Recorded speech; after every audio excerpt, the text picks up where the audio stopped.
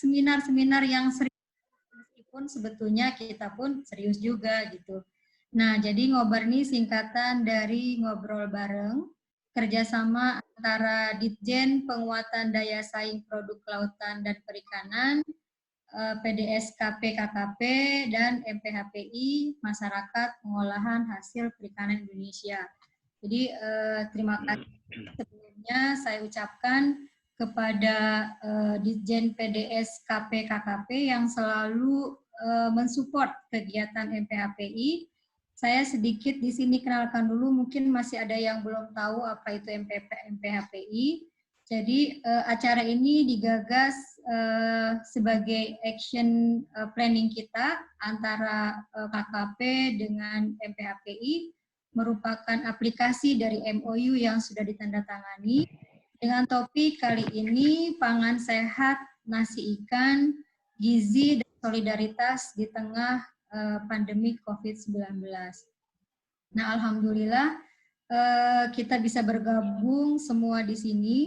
Jadi MPHPI itu berdirinya sejak 2009. Ini ada founding mother-nya juga ada nih, Bu Nur, makanya kita berikan kehormatan juga sebagai pembahas pertama di acara ini. Untuk sesi pertama ini kita akan mengadakan ngobar itu setiap minggu, jamnya supaya ingat terus setiap Jumat, karena ini usulan dari Pak Ketum, katanya karena tidak ada sholat Jumatan, jadi ini dianggap kangen untuk khutbah mungkin Pak Ketum, jadi untuk sekalian ya. Jadi kita akan mulai itu setiap Jumat jam 13.30 sampai 15.30.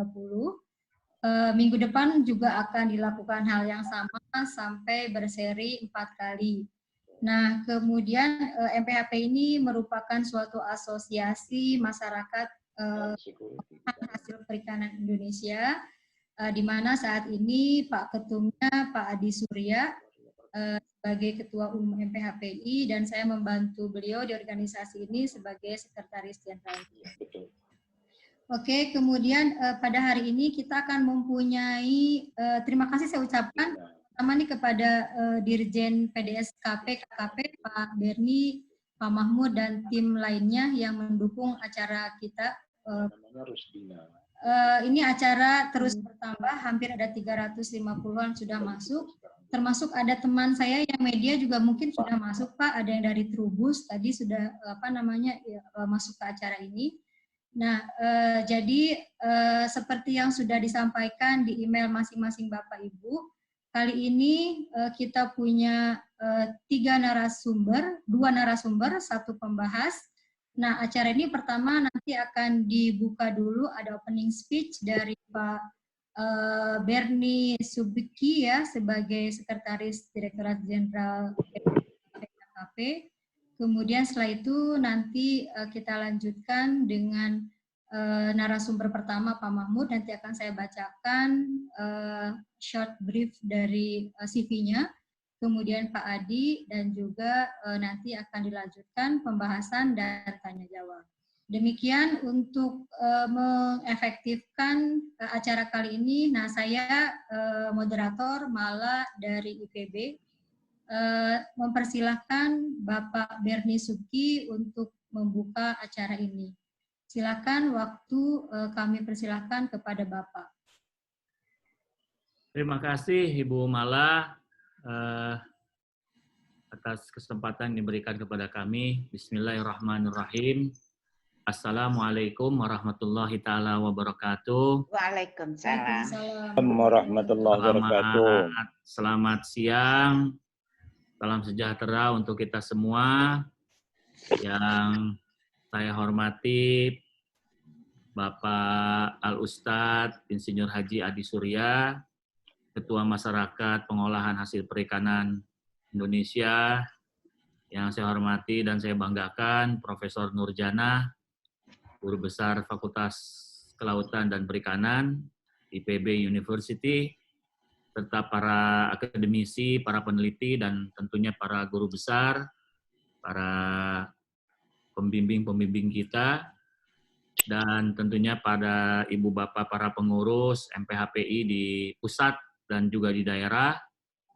kepada Pak Direktur Pemasaran, Pak Mahmud, selaku narasumber yang dapat giliran hari ini, lalu juga kepada para peserta webinar ngobrol bareng, yang alhamdulillah per detik ini saya lihat, alhamdulillah pesertanya, partisipannya sudah di angka 362.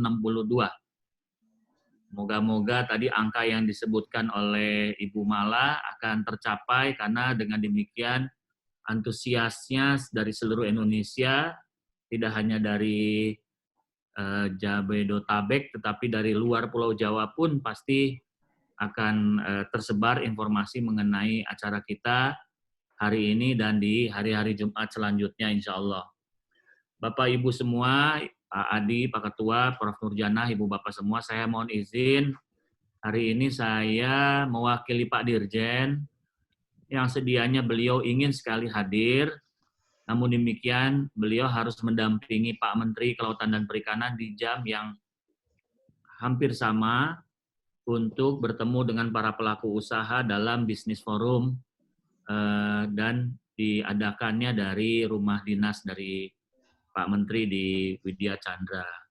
Mudah-mudahan dengan saya mewakili Pak Dirjen tidak mengurangi daripada semangat kita dan value daripada niat kita di acara ngobrol bareng ini. Ada beberapa poin yang disampaikan Pak Dirjen yang saya akan sampaikan di sini, mungkin tidak secara tertulis, tetapi saya langsung secara random aja membaca pesan-pesan daripada Pak Dirjen kepada semua dari kita yang mempunyai perhatian terkait dengan industri ataupun pengolah hasil perikanan Indonesia. Pertama yaitu tadi sudah disebutkan oleh Ibu Mala apa MPHP ini dan kapan berdirinya sampai dengan sekarang dari sejak tahun 2009, dan alhamdulillah sudah sedemikian luas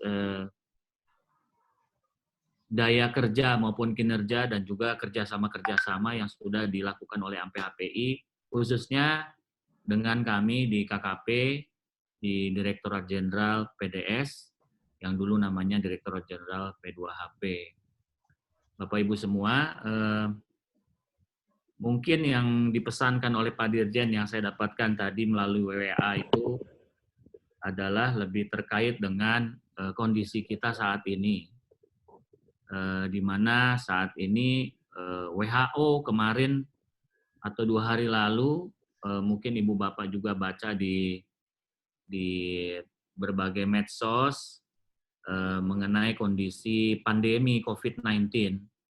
Ya, COVID-19 ini Direktur Kedaruratan daripada WHO menginformasikan di medsos tersebut bahwa WHO belum bisa memperkirakan terkait dengan kapan akan berhentinya pandemi COVID-19 ini.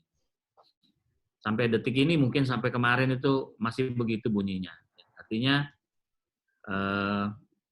direktur itu mengatakan seperti itu, dan memang secara faktanya sampai sekarang pun setiap pemerintah, termasuk di pemerintah Indonesia, pusat dan di daerah, provinsi, kabupaten, dan Pemkot juga masih ada terjadi lonjakan-lonjakan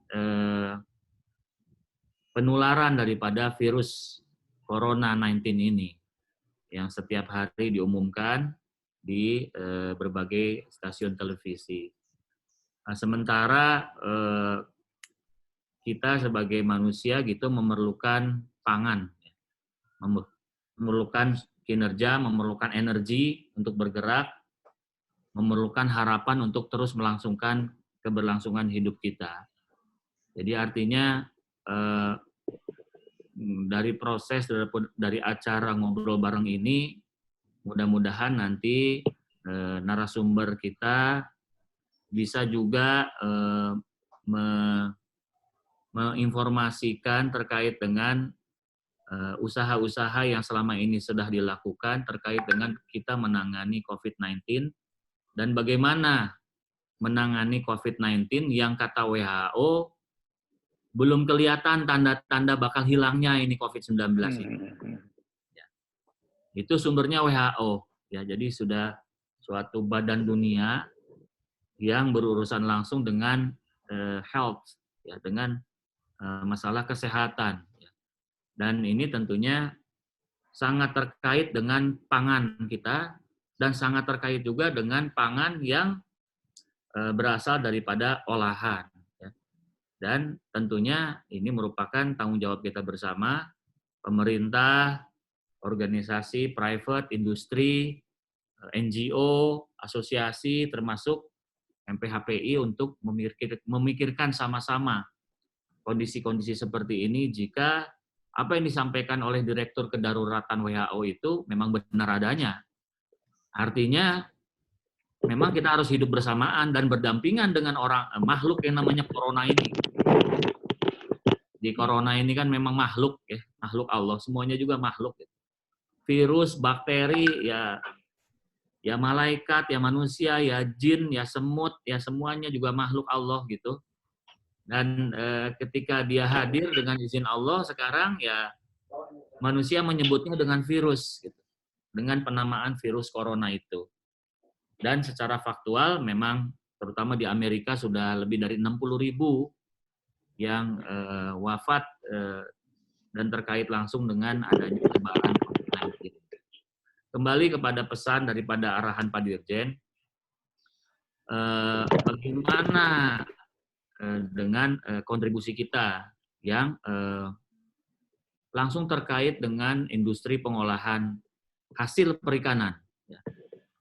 Yang di Indonesia sendiri diharapkan bahkan dicanangkan dari sejak awal periode Presiden Joko Widodo untuk menjadi prime mover ataupun dari trendsetter, ya, backbone daripada pangan nutrisi ke depan. Mungkin semangatnya adalah semangat itu. Ada hikmahnya COVID-19 ini sekarang kita hadapi agar manusia lebih mawas diri terhadap kesehatan, agar manusia lebih mawas diri terkait dengan nutrisi, terkait dengan cadangan pangan, dan lain sebagainya yang terkait. Ujung-ujungnya tentunya nanti akan sangat terkait dengan kami di kementerian yang ngurusin stakeholder sektor kelautan dan perikanan. Khususnya lagi kami di penguatan daya saing yang mempunyai amanah untuk ngurusin sama di antara yang lain adalah angka konsumsi ikan dan ekspor. Dua-duanya ada hubungannya dengan kebutuhan pangan manusia di dalam negeri dan di luar negeri. Pas sekali narasumber kita yang pertama kali di hari pertama ini dari kami dari PDS adalah Direktur Pemasaran yaitu Pak Mahmud yang menangani angka konsumsi ikan dan ekspor ini. Akan menjadi indah betul kita sedang menghadapi COVID-19, kita bisa bangkit menjadi mengambil sebuah energi, jadi resiliennya bagus, daya lenting, daya kembalinya itu bagus, dan kita bisa menjadikan pangan berbasis ikan itu menjadi salah satu yang dicontoh daripada pangan-pangan dari basis lainnya. Semangat itulah yang menjadikan kami dari PDS mempunyai antusias untuk barengan dengan MPHPI, dengan kawan-kawan yang lain, dengan industri, dengan private sectors, dengan akademisi, dengan para peneliti, juga dengan para masyarakat netizen atau medsos, ataupun para reporters, itu bisa menyuarakan semangat khususnya di Indonesia terkait dengan apa yang sedang kita lakukan ini. Itu pesan yang saya ingin bacakan dari pimpinan kita. Komponen-komponen utamanya tentunya Bapak Ibu di sini lebih ahli dari saya, ada beberapa dan cukup banyak akademisi, para peneliti, dan bahkan para guru besar seperti Ibu Profesor Nurjana, bagaimana ketersediaan pangan, bagaimana akses pangan, bagaimana pemanfaatan pangan. Nah, pemanfaatan pangan ini nanti mungkin ada disebutkan di presentasinya Pak Direktur Pemasaran mengenai kegiatan-kegiatan yang juga menolong ataupun ada sekaligus juga memberikan edukasi kepada masyarakat pada saat kondisi pandemi COVID-19 ini. Gizi dan solidaritas ini menjadi sebuah kata kunci yang mungkin pada saat ini bisa diartikan secara praktek itu adalah praktek daripada ketahanan pangan kita sekarang. Jadi beberapa minggu terakhir kami dari KKP mengikatkan tali persaudaraan kita dengan saudara-saudara kita dimanapun mereka berada untuk membagikan nasi ikan gitu 15.000 bungkus per hari dari Sabang sampai Merauke di semua unit eselon 1 di KKP. Ini satu contoh kecil memang, tetapi mudah-mudahan ini juga bisa menjadi semangat bagaimana kita menyuarakan betapa pentingnya nutrisi dan kesehatan kita semua. Mungkin itu Bapak Ibu semua, Pak Ketua, Ibu Profesor Nurjana, dan para pengurus MPHPI, para akademisi, dan semua peserta yang sekarang angkanya sudah 374. Mudah-mudahan acara ini bermanfaat. Mohon maaf jika ada penyampaian saya yang kurang berkenan di hati Ibu Bapak semua. Bagi yang saum dan melaksanakan ibadah di bulan Ramadan, moga-moga ibadah kita semua selalu di dalam ridho Allah Subhanahu wa Ta'ala, dan setiap langkah kita di dalam rahmat taufik hidayahnya, dan semua ibadah kita di bulan Ramadan ini mendapatkan darajat itqu minan nar, dan kita menjadi hamba-hamba Allah yang takwanya meningkat setelah memasuki bulan Syawal nanti. Wa minallahi taufiq wal hidayah. Wassalamualaikum warahmatullahi taala wabarakatuh. Waalaikumsalam warahmatullahi wabarakatuh. Baik, terima kasih Pak Sesdit. Pak Habib nih nama kerennya katanya. Tuh Pak Ustadz Pak itu Pak Mahmud sama Pak Adi. Itu ya.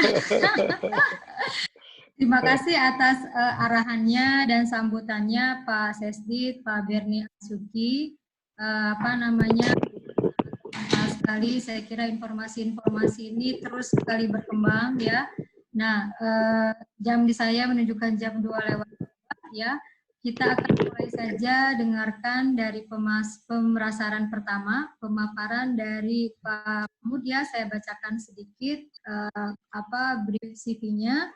Pendidikan S2 Perikanan IPB 2007, S1 Pertanian IPB 97. Pekerjaan saat ini adalah Direktur Pemasaran sejak 2018 sampai dengan sekarang.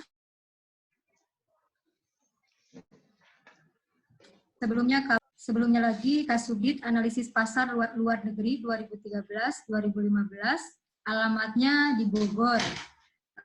Kemudian motonya bagus nih Pak Mahmud, hidup hanya sekali, nih para ustadz semua kayaknya nih. Hidup hanya sekali, harus selalu berbuat baik. Itu CV yang bisa saya bacakan.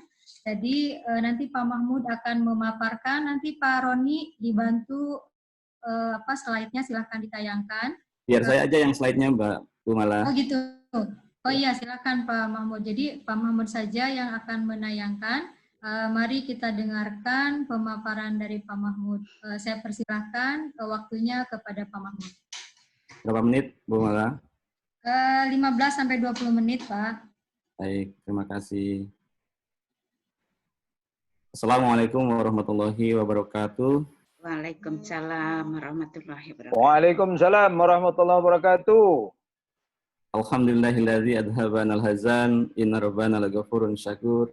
Asyhadu an la ilaha illallah wa asyhadu anna Muhammadar Rasulullah sallallahu alaihi wasallam wa ala alihi washabihi wa ba'du.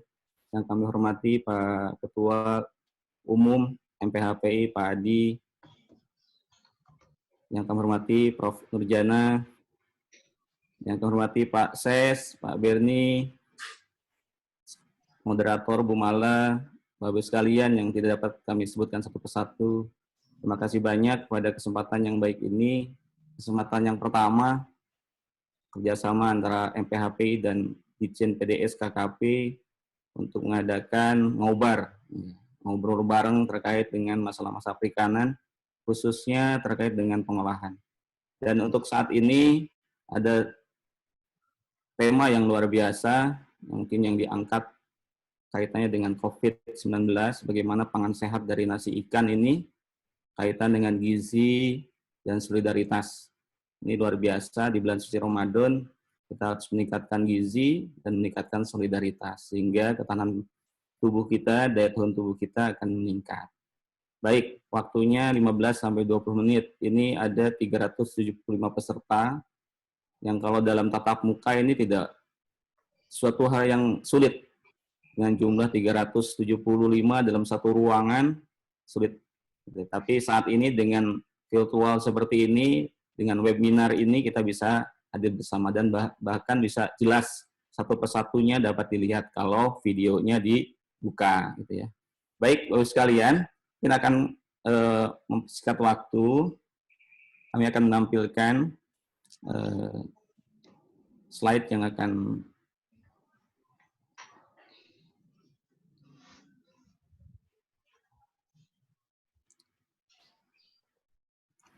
baik. Sudah terlihat ya, mudah-mudahan, terutama Bu Prof. Nurjana, karena ini kaitannya dengan pembahas nanti. Jadi, di sini ada pangan sehat, nasi ikan, gizi dan solidaritas di tengah pandemi COVID-19. Ini bahan diskusinya, mudah-mudahan nanti bisa sama-sama share ke seluruh peserta, bahannya silakan, nanti panitia yang menyampaikan. Jadi di sini ada tulisan, ayo makan ikan, ya, terus kemudian lawan COVID-19. Mudah-mudahan ini terwujud di seluruh lokasi Indonesia yang ada di pesisir maupun di pegunungan. Bagus sekalian, pertama ini bahan yang disampaikan kemarin Pak Dirjen dalam seminar online potensi ekonomi perikanan. Saya kutip di sini, yang mungkin yang kemarin tidak bisa ikut dalam seminar online potensi ekonomi, bisa melihat di sini bahwa Indonesia ini petanya yang warna hijau ini, bisa kita lihat, begitu luasnya, tapi bisa kita lihat bahwa 75%-nya adalah laut. 70% laut dan 25%-nya adalah darat. Berarti apa yang disampaikan Pak Presiden di awal periode pertama menyampaikan bahwa laut adalah masa depan bangsa. Masa depan dalam sumber pangan, terutama di situ di laut. Apa pangan itu?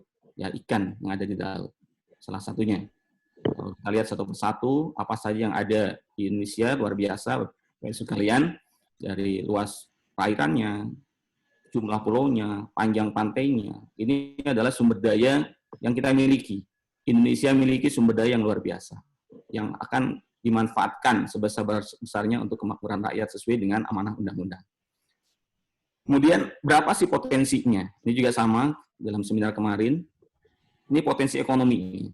Sumber daya perikanan yang luar biasa. Mulai tangkap, budidaya, industri pengolahan, bioteknologi lautan, dari 1,1338 miliar US dollar, itu sekitar 400-nya, sampai 500, itu adalah tangkap, budidaya, pengolahan, dan bioteknologi. Ini yang dapat dimanfaatkan oleh kita sebagai negara maritim. Namun, Bapak sekalian, saat ini sudah 3-4 bulan ya, di Januari, Maret, April, kalau kita mulai Maret, April, Mei, 3 bulan, kita mengalami musibah semua seluruh dunia, itu pandemi COVID. Kalau kita kilas balik, flashback, seperti apa sih ini pandemi COVID-19? Mungkin Bapak Ibu sekalian mengingat ya, yang gambar pertama bagaimana perkembangan COVID-19, mulai ada yang meninggal, ada sidang WHO, kemudian ada informasi dunia terancam kelaparan, gitu ya, rantai pasok makanan seperti apa di dunia seperti itu. Dan kita punya sumber daya ikan, sumber daya yang bisa kita makan sebagai sumber pangan. Mudah-mudahan di Indonesia tidak kelupaan. Dan bulan Maret Pak Jokowi menyampaikan, mungkin ini ada sedikit videonya.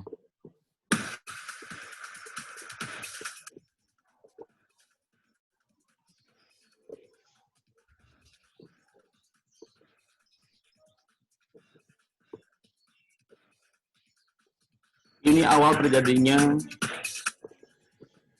pandemi COVID di Indonesia. Ini kami ambil dari sumber Kompas, dari Merdeka, CNN, dan gugus tugas percepatan penanganan COVID-19.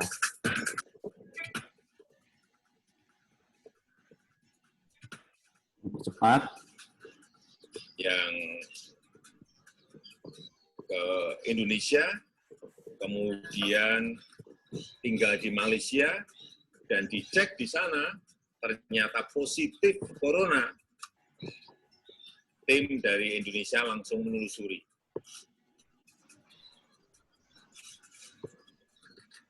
Orang Jepang ini ke Indonesia bertamu ke siapa? Bertemu dengan siapa? Ditelusuri dan ketemu. Itulah pertama kali masuknya COVID di Indonesia. Kemudian begitu cepat menyebar, kemudian adanya PSBB, segala macam banyak yang dibatasi. Industri-industri banyak yang tidak berjalan dengan semestinya, termasuk sektor perikanan. Sehingga pada data kemarin, ini data kemarin bukan tadi malam, ini per 13 Mei, sudah ada 15.438 yang positif corona, yang sembuh ada 3.287, dan yang meninggal 1.028. Ini per 13 Mei 2020.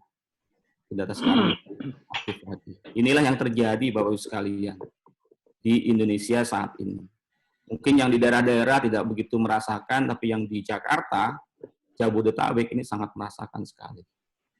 Di mana mereka sangat membutuhkan pangan yang ada di masing-masing rumah, jalan-jalan, banyak pekerja-pekerja harian yang saat ini tidak mendapatkan sumber penghasilan. Oleh karena itu, apa yang harus kita lakukan selanjutnya? Terjadi apa? Inilah, Bapak sekalian, dampak, gitu ya. Tantangan penyediaan akses produk perikanan. Ini juga disampaikan oleh Pak Dirjen kemarin dalam seminar online. Inilah yang terjadi. Di sektor pengolahan, terjadi penumpukan produk di gudang. Terjadi pelambatan pasar. Penyesuaian waktu operasional unit pengolahan. Di sisi pengolahan. Di hulu juga, berkurang penyerapan produksi, penurunan harga, logistik, adanya lockdown, kenaikan biaya transportasi, dan lain sebagainya. Ada penutupan pusat perbelanjaan, ada pembatasan waktu operasi, permintaan menurun, terutama HoReCa, akses terbatas, kemudian pasar menurun, dan daya beli masyarakat juga menurun, karena hilangnya penghasilan atau menurunnya penghasilan dan hilangnya pendapatan. Ini saya garis merah, karena yang kita akan bahas ini adalah pangan tadi. Nasi ikan ya, sebagai sumber gizi dan solidaritas. Baik. Selanjutnya, apa yang telah dilakukan oleh KKP, Kementerian Kelautan Perikanan saat ini? Ini yang dilakukan ada 4 poin besar, dan setiap poin ini ada beberapa bagian. Tadi ada pertanyaan dari UGM, yang saya sampaikan masukannya luar biasa, dan itu sebagian beberapa telah dan sedang dikerjakan oleh KKP. Kita ada permintaan kepada Kementerian Sosial untuk bantuan langsung tunai kepada masyarakat nelayan, pembudidaya ikan, pengolah, melalui jaringan pengaman sosial. Kemudian juga KKP saat ini ada penyerapan kelautan dan perikanan melalui penugasan BUMN perikanan. Kemudian kita juga akan menerapkan sistem nasi gudang dipercepat. Dan ada lagi perluasan gemar ikan. Ini yang kami kasih merah dalam rangka menjaga dan meningkatkan daya tahan tubuh. Ini salah satu program bagaimana bantuan pangan, bantuan ikan kepada masyarakat melalui perluasan gemar ikan dalam rangka membantu para masyarakat yang terdampak. Kemudian masih ada lain keberlanjutan industri perikanan, ada akses kelancaran dengan logistik, kita surat Pak Menteri kepada gugus tugas, kemudian ada juga penurunan dan kenaikan harga pakan, kita mengusulkan tarif kargo udara turun sesuai dengan dampak yang terjadi pada pandemi itu. Ada langkah-langkah yang sedang dan telah dilakukan. Kemudian kita lihat di sini kaitannya dengan pangan tadi, perluasan gemar ikan dalam rangka menjaga kemerdekaan daya tahan tubuh. Bisa lihat di sini, Bapak sekalian, mungkin tadi dalam video awal bisa dilihat bagaimana Pak Jokowi menyampaikan makan ikan bisa tingkatkan imun tangkis corona. Kemudian gugus tugas COVID-19 mengapresiasi bantuan konsumsi ikan untuk masyarakat. Ahli gizi mengatakan pasien COVID-19 konsumsi protein dan energi lebih tinggi. Ini menandakan bahwa peran ikan itu sangat luar biasa dalam rangka meningkatkan daya tahan tubuh masyarakat Indonesia yang terkena. Kenapa ikan? Karena ikan itu sampaikan tadi, luas kita ada 70% dari laut. Berarti sumber daya dan keragaman jenis ikan itu sangat melimpah. Ikan juga memiliki peran penting dan strategis dalam mendukung pembangunan nasional, karena ikan masuk dalam barang kebutuhan pokok, sebagaimana tertuang dalam Perpres 59 2020. Dan juga barang pangan serta gizi masyarakat. Kemudian juga ikan sebagai sumber protein dan omega 3. Ini dalam rangka mendukung program pemerintah dan juga solidaritas masyarakat dalam rangka penanganan stunting dan penurunan gizi masyarakat terdampak bencana. Kemudian juga perikanan, ini sebagai sumber lapangan kerja, nelayan, juga pengolah penghasil hasil perikanan lain. Ini peran gemar ikan dalam rangka pandemi COVID, terutama di dalam sumber protein dan omega 3 dalam program pemerintah. Nanti akan kita lihat program pemerintah seperti apa. Baik, Bapak sekalian, ini yang disampaikan di beberapa media sosial, ada dari penyuluhan sosial dari Kemensos mengatakan bahwa ya untuk pentingnya optimalisasi sistem imunitas tubuh. Jadi imunitas tubuh itu sangat penting. Di sini salah satunya adalah makanan, di dalamnya ada ikan. Kemudian dari Kementerian Kesehatan juga menyampaikan tingkatkan daya tahan tubuh, lindungi keluarga. Di sini salah satunya adalah makanan. Ada makanan di sini. Yang salah satunya adalah ikan. Dan kemudian KKP memberikan terutama di Dijen PDS bagaimana cara mencegah corona. Ini ada videonya juga di sini, bisa kita lihat.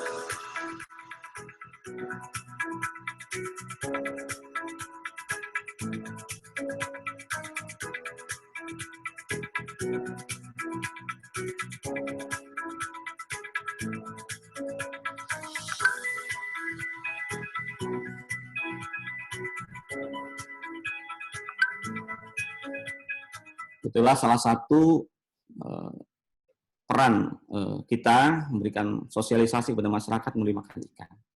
Baik. Kemudian Bapak Ibu sekalian, apa program pemerintah? Tadi ada program pemerintah, ada solidaritas. Nah, program pemerintah itu ada perluasan gemar ikan. Mungkin tadi sudah ada di video di awal, bagaimana kita membantu masyarakat. Pak Menteri menyampaikan kepada gubernur dan bupati wali kota untuk memasukkan ikan sebagai program-program perlindungan sosial. Dan ini kami monitor di daerah, alhamdulillah sudah ikut serta, nanti bisa lihat gambar-gambarnya juga, foto-fotonya, bagaimana daerah juga ikut serta di dalam perlindungan sosial, baik di pusat maupun di daerah. Di pusat ini sudah dilakukan saat ini untuk tenaga medis di 10 rumah sakit, ada juga pekerjaan harian di Jabodetabek, dan masyarakat terdampak lainnya. Dan ke depan, insya Allah di bulan Juni sampai Oktober, perluasan safari gemar ikan ini akan dilaksanakan di 100 lokasi, terutama di Kabupaten Kota Santi, yang mudah-mudahan bisa terlaksana dengan baik. Dan ini perlu dukungan masyarakat, juga pemerintah daerah. Kalau ini yang dilakukan oleh PDS, yang dilakukan oleh berikan tangkap juga ada, Bakti Peduli Nelayan, melalui program siaga nelayan, juga memberikan bantuan. Tadi juga mungkin bisa dilihat di video yang di awal. Kemudian juga dari karantina, juga memberikan bantuan, program bulan mutu karantina ikan. Itu juga memberikan bantuan. Kemudian juga dari pengawasan, bantu nelayan kecil di tengah laut. Ini adalah bagaimana KKP membantu dalam rangka pandemi COVID ini. Terus bagaimana di daerah? Ini di daerah, contoh ini di Jawa Timur. Memberikan bantuan ke 38 kabupaten kota yang ada di sana. Ini di Nusa Tenggara Barat memberikan bantuan bakso ikan kepada masyarakat di sana. Kemudian di Bengkulu juga ada. Kemudian di Yogyakarta, di Jawa Tengah, di Lampung, di Gorontalo, Sumatera Utara, Sulawesi Barat, DKI Jakarta, Banten, Papua, kemudian Kalimantan Barat, Sulawesi Selatan, Aceh, NTT, Sumatera Selatan. Nah, itu adalah beberapa kegiatan yang kami pantau, sudah 20 provinsi yang memberikan laporan.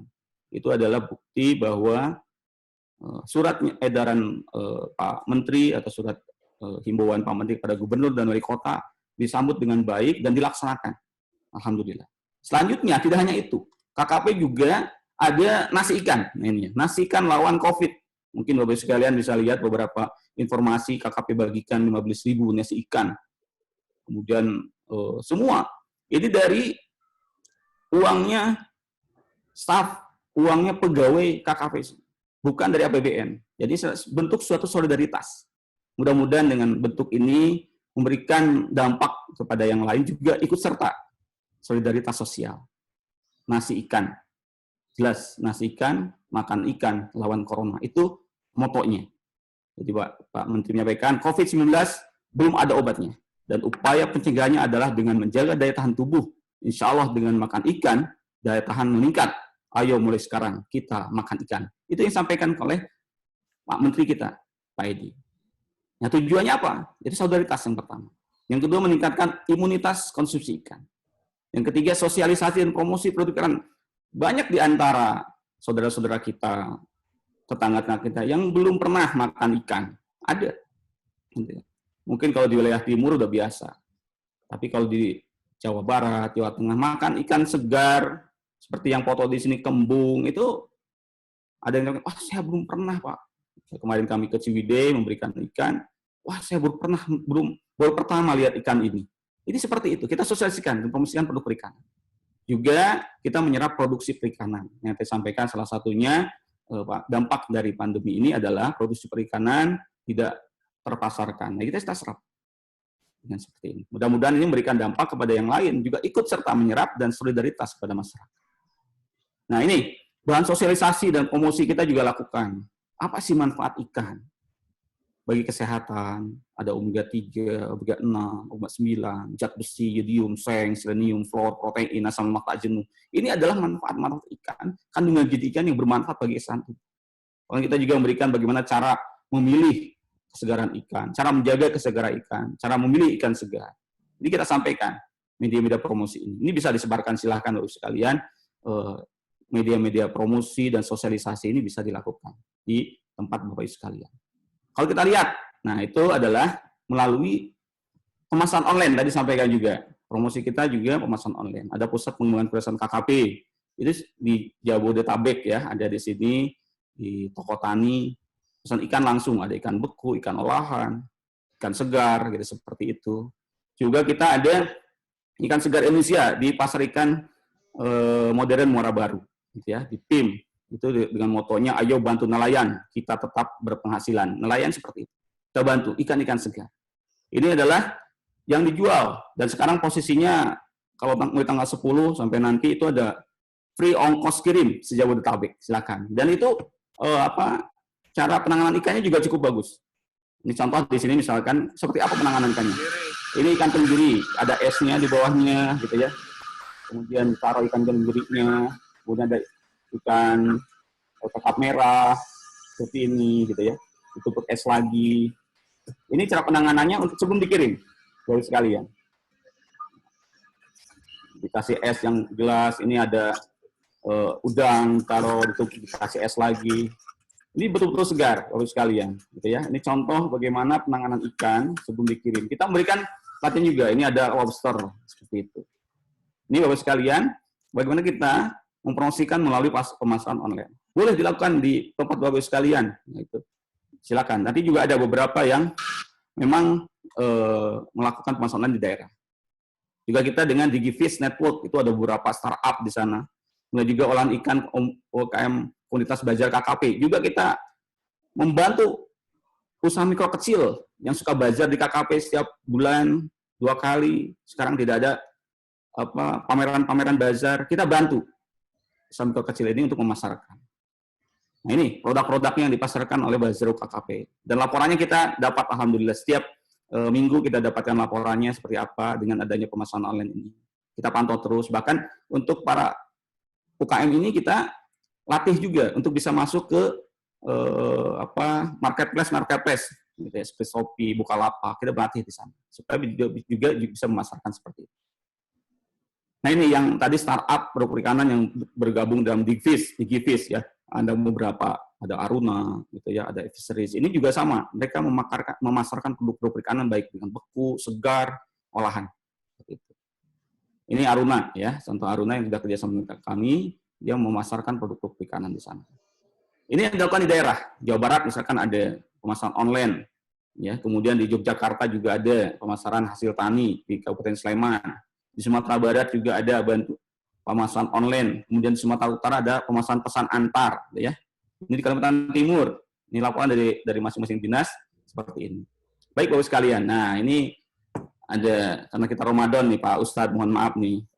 Kita ada dalil-dalil tentang solidaritas. Ini bagi orang Islam, mohon maaf, ini bisa ada banyak dalil tentang solidaritas, tapi saya hanya mencantumkan beberapa saja. Di surat An-Anfal 1, katakan di sini, A'udzubillahi minasyaitonirrajim, fattaqullaha wa aslihu dzata bainikum.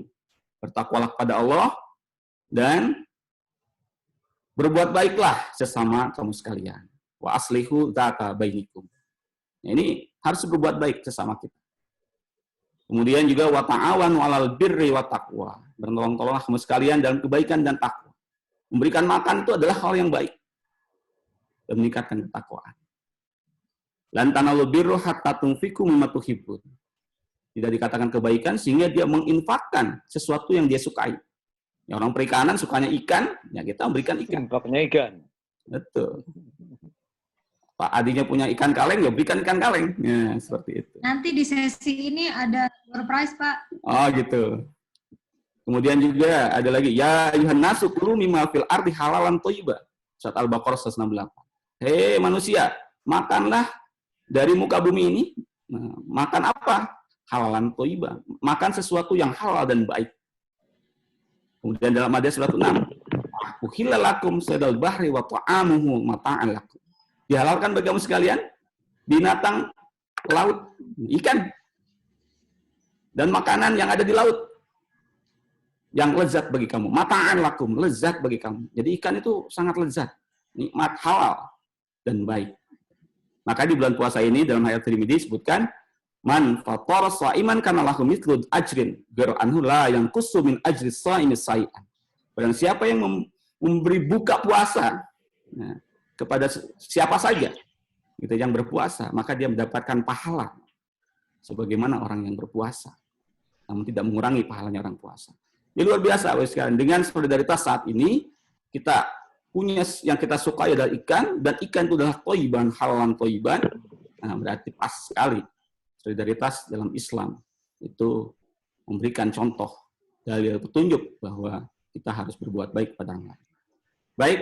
Ini yang terakhir, Bapak sekalian, mudah-mudahan waktunya tidak terlalu lama. Ini tantangan ke depan. Yang pertama, penyediaan ikan bermutu dan terjangkau mendukung program pendidikan gizi dan stunting. Jadi tidak semua tempat ternyata bisa seperti ini, menyediakan ikan bermutu. Terus sarana prasarana, kosorit, freezer, gitu ya. Dan terjangkau, harganya kadang di pesisir murah, di gunung mahal, gitu seperti itu. Bagaimana bisa terjangkau? Ini program-program KKP harus bisa seperti ini, dan kita lakukan ini dengan adanya sistem rantai dingin. Kemudian penyediaan produk mudah dikemas, mudah distribusikan untuk masyarakat. Sekarang di Jogja saja kemarin ada salah satu Pak Andri namanya membuat kemasannya dengan kaleng, Pak Adi. Itu produk UKM dengan kreativitas anak-anak muda di sana. Sudah bisa melakukan mudah untuk didistribusikan. Kemudian suplemen protein ikan dan fertilisasi ke dalam pangan lain, ini juga sudah kita lakukan, mudah-mudahan ini juga bisa berjalan dengan baik.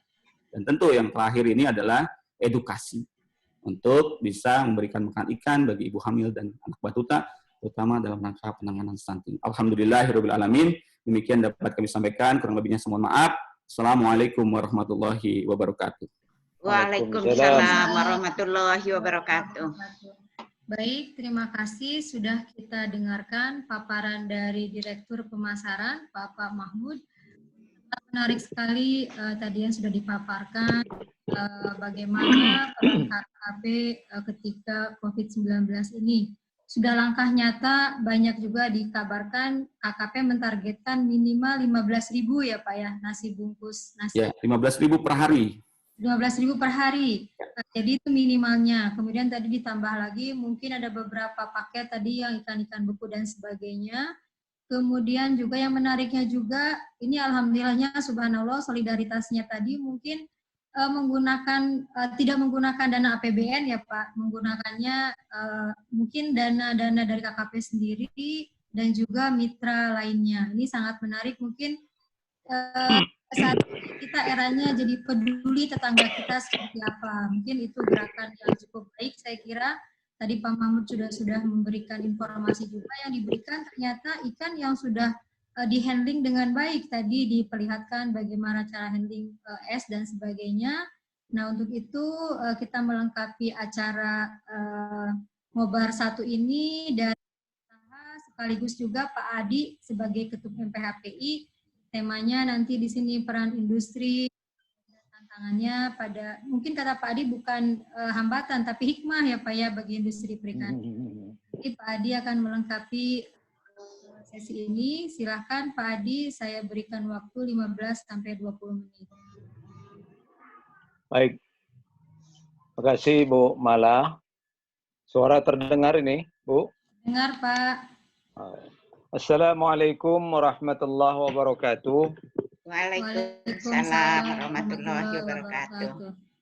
Na'udzubillahi samil alim minasyaitonir rajim. Bismillahirrahmanirrahim. Alhamdulillahirabbil alamin. Nahmaduhu wa nasta'inu wa nastaghfiruh wa na'udzubillahi min syururi anfusina wa min sayyiati a'malina. May yahdihillahu fala mudilla lahu wa may yudlilhu fala hadiyalah. Asyhadu an la ilaha illallah wahdahu la syarika lah wa asyhadu anna Muhammadan 'abduhu wa rasuluhu la nabiyya ba'da. Allahumma shalli ala Muhammad wa ala ali Muhammad. Yang saya hormati, saya muliakan Habib Berni. Masih ada ya? Masih Pak. Oh, kemudian Pak Mahmud, Direktur Pemasaran, dan para pejabat KKP lainnya yang sempat hadir. Kemudian dari kalangan MPHPI, Bu Prof. Nurjana, para petinggi lainnya, kemudian Ibu Sekjen Bu Mala, Pak Taufik, Pak Roni, dan semua yang hadir, terutama yang saya muliakan, saya cintai, para partisipan yang katanya sudah hampir 1000, begitu banyak, barangkali rekor terbanyak selama ini, barangkali, alhamdulillah, yang bisa ikut dalam ngobrol bareng MPHPI bersama PDS ini. Ibu Bapak sekalian, Allah memberikan ujian, cobaan, mungkin musibah, atau sampai kelasnya azab barangkali, na'udzubillah. Tapi itu yang diberikan Allah pasti sesuai dengan kemampuan kita. Allah tidak akan berikan suatu ujian, bahkan suatu azab pun di alam dunia ini tidak mungkin tanpa kemampuan kita menghadapinya. Jadi di awal kita harus sudah yakin apapun yang diberikan, apapun yang kita hadapi semacam wabah COVID-19 ini, pasti manusia mampu menghadapinya. Itu yang pertama. Yang kedua, bahwa setiap kesulitan itu pasti ada kemudahan. Wa inna ma'al usri yusra, inna ma'al usri yusra. Ditegaskan lagi, setiap kesulitan ada kemudahan. Dan kemudahan-kemudahan itu mulai terlihat. Mulai ada wujud-wujudnya, mulai ada upaya-upaya yang signifikan dari semua pihak, dari masyarakat, dari petinggi, dari para ahli, tentunya pemerintah dan masyarakat umumnya. Sehingga apapun yang terjadi sekarang ini, yang penting wa iza azamta fatawakkal Allah. Kita berupaya maksimal, berikhtiar maksimal, kembalikan kepada Allah, Allah ilahi menentukan. Nah, terkait dengan ikan, ada satu makhluk Allah yang istimewa. Tadi Pak Mahmud sudah menjelaskan, itu Pak Mahmud itu komplit sudah. Ustadz iya, ahli perikanan iya, ahli marketing iya, ya komplit sudah beliau nih di direktur marketing ini, luar biasa ini, direktur pemasaran. Nah, ikan adalah satu makhluk Allah yang di dalam syariatnya itu adalah barang halal. Halal secara zatnya, menembus lintas agama, budaya, masyarakat, dan tentunya ada satu keyakinan kita bahwa nanti di yaumil akhir pun ada keterangan ketika kita dalam surganya Allah, kita mendapat sajian suatu makanan yang bersumber dari ikan. Allah alam bentuknya. Jadi ikan itu pangan dunia akhirat.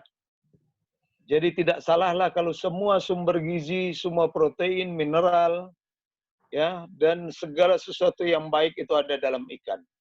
Ada suatu akhlak dalam ikan, walaupun dia di laut, dia tidak ikut asin. Jadi kita dimanapun kita berada, kita sesuai dengan jati diri kita. Kemudian hadirin yang saya muliakan, ada dasar bahwa negara, bahwa masyarakat wajib mendapatkan protein asal ikan itu sesuai dengan Undang-Undang 31, 204, perubahan 45, 2009. Yang saya ambil dari pasal 2, meningkatkan ketersediaan dan konsumsi sumber protein hewani. Hewani ini tentu karena Undang-Undang Perikanan tentu ikan. Jadi ada keterlibatan negara yang sangat signifikan bahwa masyarakat Indonesia, apalagi kita negara bahari ini, harus mengkonsumsi ikan dan di situ negara ada terlibat. Ujungnya ada pemerintahan yang mengurusin ikan, yaitu Kementerian Kelautan Perikanan.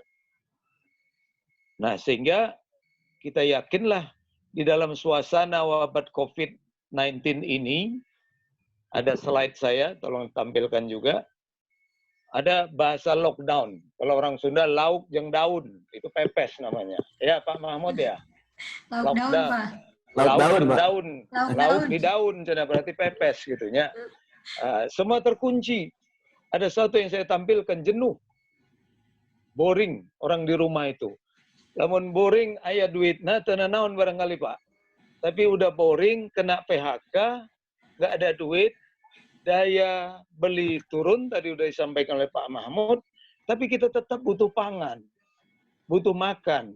Bahkan disampaikan, makanlah makanan yang bergizi. Suka ada iklan-iklan pelayanan publik itu, makanlah gizi seimbang. Ya, kalau bisanya makan nasi sama minyak jelantah, kumaha, gimana? Syukur ada nasi ikan. Nasi pakai ikan. Saya tadinya kami mau tampilkan ada gambar nasi, ada ikannya ya Bu Mala ya.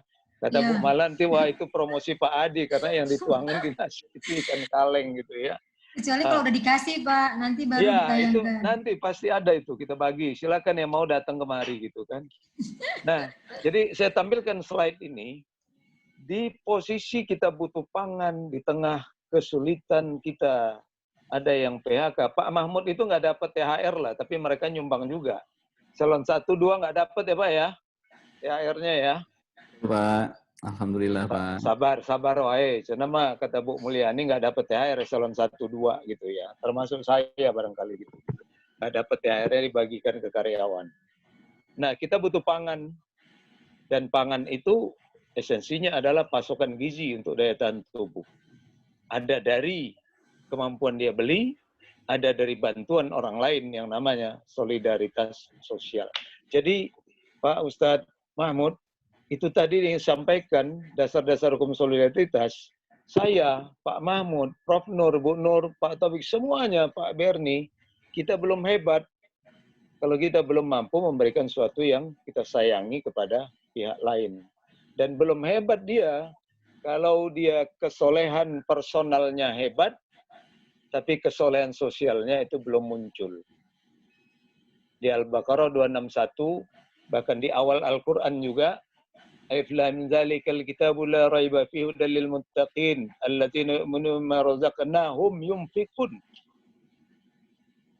Di mushaf Al-Quran itu di awal sudah menginfakkan sebagian rezekinya.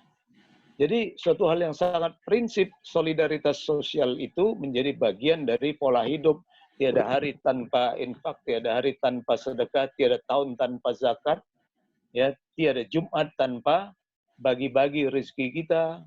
Jadi ini suatu yang luar biasa. Itu ajaran Islam. Tentu ajaran agama lainnya sama. Untuk suatu kebaikan, saling mencintai, saling menyayangi sesama makhluk Tuhan di bumi ini. Nah, hadirin yang saya muliakan, bahwa ikan sebagai suatu yang istimewa, dia juga bagian dari sumber gizi, tapi dia kekuatan ekonomi. Ya, kekuatan ekonomi. Ini ada tren konsumsi ikan, itu cerita lama, yang terbaru mungkin sudah baik, lebih baik kita lewatin saja. Nah, ada preferensi ikan nasional. Jadi ikan yang punya kekuatan ekonomi itu bisa terlihat ikan apa yang terbanyak dikonsumsi oleh masyarakat. Berarti itu potensi ekonomi. Tapi saya bikin slot kecil, ikan kaleng, trending pangan sehat 2020. Pak Mahmud punten, Bapak juga bagian dari promotor yang berat juga ini. Sehingga orang makan ikan kaleng terus kan. Nah sekarang ini saya boleh bilang mungkin ya, kalau bansos ini nyampe semua, hampir semuanya ada isi ikan kaleng. Jadi hikmah di balik musibah tadi ada. Orang yang dalam kondisi sulit di gunung, dalam kondisi musibah, nggak bisa keluar, kemudian dibantu oleh negara, dibantu oleh perusahaan swasta, dibantu oleh komunitas, NGO, dan orang-orang yang memiliki keleluasan ekonomi, dibagi. Ada yang secara personal, Pak, beli kepada kita. Pak, tolong budget saya sekian, cariin produknya, kita cariin. Dia bagi-bagikan kepada tetangga, lingkungan, maupun komunitas tertentu. Jadi, semua orang makan ikan, walaupun dalam kondisi normal, dia mungkin tidak bisa beli, karena ikan kaleng ini masih dianggap sebagai komoditas mewah, gitu ya. Sebagai pangan yang mewah. Tapi sekarang dia diberikan pemerintah. Walaupun dia dapat entah sebulan sekali, 3 kaleng isinya, tapi alhamdulillah ada produk protein lainnya. Nah, semua orang mengenal. Tadi yang disebutkan, oh ini ikan kembung. Di Ciwidey, sedih juga saya, di Jawa Barat itu. Tawauh karena laut gitu ya, dia taunya lauk emas misalnya begitu kan. Nah, jadi lauk daun, Pak. Yang pasti lauk daun dia tahu itu kan. Kalau ada hajatan pasti ada pepes gitu ya. Nah, jadi suasana ini sekaligus campaign besar kita. Tapi di balik itu kita juga melihat, karena ada diskusi nanti kalau nggak salah, atau yang ini hari KUR ya, yang bersamaan sama kita. Saya juga diminta hadir tapi nggak bisa, kita fokus sini. Kita harus juga mengintip. Pasca COVID ini insya Allah lebih cepat, kekuatan ekonomi besar yang harus kita gulirkan, kita gerakkan kepada pemulihan kekuatan ekonomi bangsa ini. Pemulihan UKM, pemulihan kondisi pembudayaan, nelayan segala macam. Sehingga terukur dan ada suatu kepercayaan, insya Allah Allah izinkan ini Pak Berni, Pak Mahmud, Bu Nur nanti isinya boleh dibuka itu. Oh benar, saya makan ikan itu lebih sehat rupanya. Walaupun misalnya 3 bulan ke depan dia cuma dapat 12 kali 3, 36 kaleng untuk satu keluarga itu. Misal ikan kaleng. Atau dia dapat ikan beku, ikan segar lainnya. Tapi ada sesuatu, kita mohon juga kepada Allah, kepada Tuhan Yang Maha Kuasa, dibuktikan bahwa dengan mengkonsumsi ikan itu daya tahan tubuhnya lebih baik. Sehingga ketika pasca COVID kita campaign lagi Pak, gemar ikan bergerak lagi, sudah luas, karena sekarang diperluas gitu ya, sudah luas mencapai semua kalangan, orang lebih yakin, oh iya dengan makan ikan itu kita benar sehat. Ada suatu kehebatan ikan tuh mampu menjaga endurance, ketahanan berpikir. Kalau anak sekolah ketahanan belajar bisa 2 jam, 3 jam. Kalau orang bekerja daya tahan bekerjanya. Kalau orang boring seperti sekarang ini, agak stres gitu, daya tahannya lebih kuat. Buktinya waktu Amerika krisis ekonomi 2008-2010, kami kira kami ekspor drop. Ternyata import mereka meningkat, khususnya ikan. Konsumsi daging mereka turun, tapi konsumsi ikan mereka di periode itu naik. Mereka untuk mengatasi kepanikan maupun stres secara personal dengan konsumsi ikan. Nah, jadi dengan segala bentuk produknya, ikan itu adalah bagian dari kehidupan yang tidak bisa, bagian dari pangan yang tidak bisa dipisahkan dari kehidupan manusia.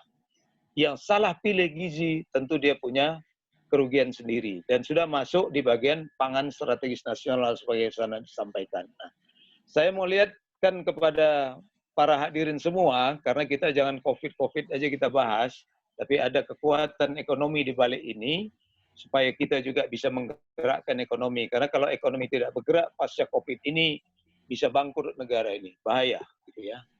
Ada telah strategis pola konsumsi ikan. Ini kajian lama, zaman Forikan dulu. Ya. Ada pasar atau konsumen ikan berdasarkan strata umur. Nanti ada sebagian penjelasannya. Ada untuk anak sekolah, ada untuk orang tua. Itu harusnya dijelaskan. Ya, untuk ibu hamil, ikan yang mana yang lebih prioritas misalnya, gitu ya. Itu kita perlu. Untuk orang-orang yang mohon maaf stamina atau vitalitas seksualnya. Nanti ada bagian itu. Yang ikan apa? Itu kan ada strata umur dan jenis ikan yang kedua tadi. Tolong ditampilkan juga ya. Kemudian cara ada tempat sajian, mulai resto, kaki lima. Dulu ada upaya KKP, zaman Pak Martani itu menembus warteg bahari itu benar-benar 1 minggu 1 hari hanya ikan saja. Menunya 1 hari itu, gitu ya. Ada restoran lain juga, restoran-restoran besar kita berikan 1 hari itu ikan dengan 10 menu, 20 menu. Nah, itu cara dan tempat sajian. Kemudian hari-hari tertentu hari sajian, ya. Ada hari Jumat misalnya kita ambil, oh hari ikan, pasti kalau hari ikan nasional kita belum bisa gerakkan Pak Mahmud ya, seluruh resto hanya menyajikan ikan atau satu andalan produk ikan yang disajikan di setiap resto. Seperti itu misalnya. Kemudian semua pegawai KKP di rumahnya hari itu masak ikan, belum juga gitu. Atau kami di seluruh anggota karyawan kami masak ikan di IPB misalnya gitu. Kemudian status sosek, saya ambilkan contoh ikan yang beracun itu, ikan yang berduri itu apa, Bu Nur? Ikan lupa saya namanya. Buntal. Ikan buntal, ya itu chefnya termahal di dunia. Iya betul. Dan ikan Harus di Jepang ada izin menjadi dulu tuh Pak. pangan Kalau di mahal. Jepang. Okay. Tapi coba Ibu ke kampung di Lampung. Itu banyak orang-orang kecil di belakang pasar itu ke arah Maringgai, itu mereka mengupas ikan buntal dengan teknologi yang sangat sederhana, kebersihan kurang, kemudian diolah menjadi meat yang untuk bahan olahan nugget dan sebagainya. Saya kaget, ini ikan buntal yang kalian lihat, iya. Jadi kita punya kekuatan di sana, dan status sosek sebagai konsumen maupun produsen itu bagian dari ekonomi, kekuatan ekonomi ikan. Kemudian informasi bagaimana kita menyajikan tadi PDS pemasaran ini luar biasa ya, flyer-flyernya, cara promosinya sudah luar biasa. Jadi pola konsumsi itu juga terkait dengan 7 item ini. Mari kita lihat. Segmentasi pasar inovatif. Saya mengidentifikasi ada 10 pasar. Tambahan terbaru ada 2. Ya. Ada segmen pelajar dan mahasiswa. Mahasiswa ini termasuk sampai S3 Bu Mala ya. Tentu. Nah, di mana treatment-treatment itu di IPB pun barangkali belum pernah dicoba. Ya, orang yang makan 200 gram sehari, nanti sponsornya bisa kita bicarakan ikannya. Ya, diberikan beasiswa samping uang, kemudian konsumsi ikannya. Atau pakai ikan kaleng aja dia, 1 hari makan 1 kaleng. Yang satu makan 2 kaleng, gitu kan. Setiap hari selama beberapa bulan kita tes. Bagaimana prestasi akademik dia. Gitu. Ini boleh jadi penelitian anak buahnya Ibu Nur, Bu Mala ini. Boleh dites juga itu kan. Nah, karena siap, implementatif kita belum lakukan. Siap, Pak. Secara siap. teori ini saya buat, boleh. Daya pikir, konsentrasi, kualitas intelijensi secara ilmiah kita sudah dapat. Kemudian untuk walker, ya dulu sudah dicoba di wilayah-wilayah ekonomi eksklusif gitu, di daerah industri, itu beberapa sudah ditreatment 1 minggu sekali karyawannya dari makanan harian yang diberikan oleh perusahaan itu ada menu ikan. Ya kan? Nah, bagaimana kalau menunya 2 kali, 3 kali semacam itu, dan kemudian dinilai nanti kreativitas kerja. Ini penelitian dokter tuh Bu. Kalau saya meneliti nggak bisa jadi dokter, rugi juga saya gitu kan. Nah, itu bisa luar biasa. Kemudian penyakit, terapi penyakit, ya. Sekarang albumin sudah jelas. Kemudian tripang sudah jelas. Apalagi kuda laut, wah itu apalagi gitu ya. Sudah banyak sekali ikan-ikan tertentu untuk diteliti lebih dalam, termasuk rumput laut tentunya di situ. Kemudian yang poin keempat, itu wisata kuliner, woi ini sudah nggak usah diomongin, luar biasa. Jadi segmen pasar ini ada 4 sudah. Yang kelima untuk public health, ini saya maksudkan ada suplemen yang anti pikun, osteoporosis, dan jenis-jenis lain. Saya kemarin ada karyawan saya jatuh, tulang rusuk kirinya agak sakit, saya kasih albumin ya dengan vitamin B kompleks. Alhamdulillah itu pulihnya lebih cepat, padahal sudah 1 minggu lebih urusannya dengan dokter. Jadi dia dengan makan albumin itu lebih baik dia. Nah, yang keenam ini buat Pak Mahmud, Pak Habib Berni boleh lihat baik-baik ini. Keburukan seksual, risk for sex vitality, penyembuhan impotensi, peningkatan libido. Ini kita puasa ngomong ilmu ya. Endurance, kualitas organ, long or short, semacam itu. Itu dalam treatment yang sudah dikerjakan oleh pakar-pakar herbal yang tidak formal dia, gitu ya. Kemudian untuk kecantikan, ini fish for bukan woman skin saja ini ya. Untuk kecantikan, Ibu Nur itu ahlinya udah. Sekarang sudah bergerak dia ya ke arah kecantikan. Mudah-mudahan saya juga mantan-mantan jerawat ini bisa licin gitu kan. Ya, Pak Mahmud ya. Kemudian fish for sport. Ini sudah pernah dulu KKP memberikan bantuan ke pusat training bulu tangkis atau apa yang di Senayan itu ya. Tapi ini sport program. Dan itu bagaimana menjadi bagian menu yang dikontrakkan kepada pusat-pusat pelatihan olahragawan, itu bagian menu yang terkendali dengan baik gitu kan. Nah, itu dia.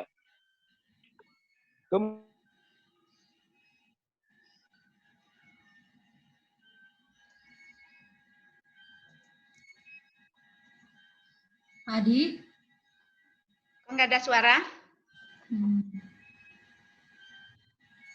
Pak Adi? Pak Adi, apakah bisa dengar? Masih berapa slide lagi, Pak Roni?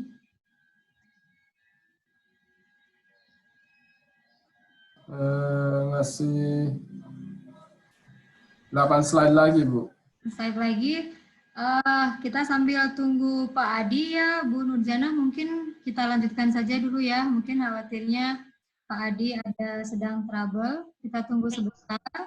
Iya. Kalau tidak ada beberapa saat, nanti kita lanjutkan aja dengan pembicara ketiga yang pembahas. Nanti kalau Pak Adi sudah on lagi, kita bisa langsung sambung kembali gitu kali Bu ya? Itu kah? Ya, Pak Adi masih belum tuh, hilang dulu Pak Adi. Pak Adi kayaknya ada trouble di koneksi internetnya Bu. Baik, tadi saya terlewat membacakan CV Pak Adi, nanti kalau Pak Adi sudah masuk, saya akan bacakan lagi CV-nya.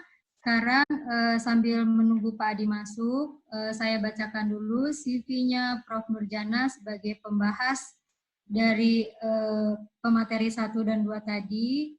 Ini Bu Prof. Nurjana ini pendidikan S1-nya MSc lulus tahun 80, S2 IPN lulus tahun 93 maksudnya, S3 TKL IPB lulus 2010.